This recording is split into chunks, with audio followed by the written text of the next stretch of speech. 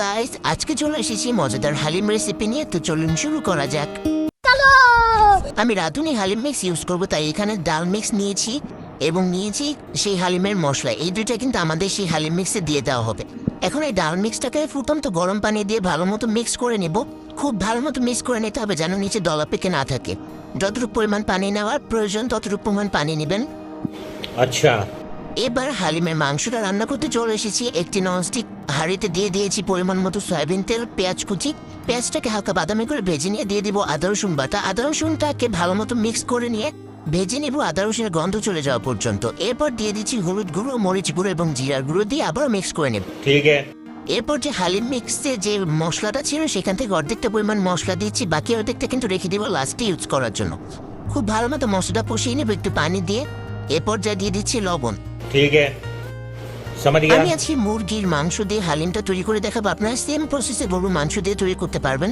আমি এখানে একদম ছোট ছোট করে কিউব করে কেটে নিয়েছি। अच्छा, ठीक মাংসটা है। খুব ভালো মতো মশলার সাথে মিক্স করে নিয়ে 50% সিদ্ধ হয়ে গেলে আমি সেই ভিজানো ডালটা দিয়ে দিব। ডালটা দিয়ে এবং খুব ভালো মতো মিক্স করে নিতে হবে আবার। अच्छा, ठीक है। যখন ডালটা কিছুটা পরিমাণ শুকিয়ে আসবে সেই পর্যায়ে আবারও ফুটন্ত গরম পানি দিয়ে আবারও মিক্স করে নিতে হবে। ঢাকনা দিয়ে ঢেকে অপেক্ষা করছি কিছুক্ষণ।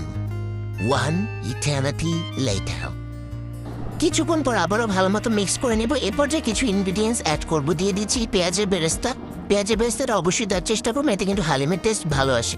এরপর বাকিটুকু হালিম যে মশলা রেখে দিয়েছিলাম সেই মশলাটা ইউজ করব, দিয়ে আবারও মিক্স করে নেই। ফিউ মোমেন্টস লেটার আমাদের হালিম রান্নাটা একদম শেষ পর্যায়ে। এরপর যে মাংসটা চেক করে নেবেন সিদ্ধ হয়েছে কিনা। যখন দেখবেন একটু ঘন হয়ে আসছে হালিম ডালটা, তখন বুঝে নেবেন রান্না শেষ। এখন সুন্দর মতো সার্ভ করে নিচ্ছি। যেহেতু এত সুন্দর করে হালিম রান্না করছি, এত মজার করে হালিম রান্না করছি, এখন সুন্দর মতো সার্ভ না করে খেলে কিন্তু হবে না। উপর দিয়ে কিছুটা পরিমাণ ড্রেসিং দিয়ে দিচ্ছি, আপনাদের পছন্দ মতো আপনারা যা ইচ্ছা দিবেন। আমি এখানে শসা কুচি, ধনিয়া পাতা কুচি, কাঁচামরিচ কুচি, লেবুর রস এবং পেঁয়াজ বেরেস্তা দিয়েছি।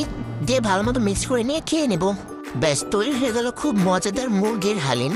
আসন্ন কোরবানির এতে কিন্তু আপনারা গরুর মাংস দিয়ে এই হালিমটি তৈরি করতে পারেন সেম উপায়। তৈরি করে অবশ্যই জানাবেন কেমন হয়েছে। টাটা।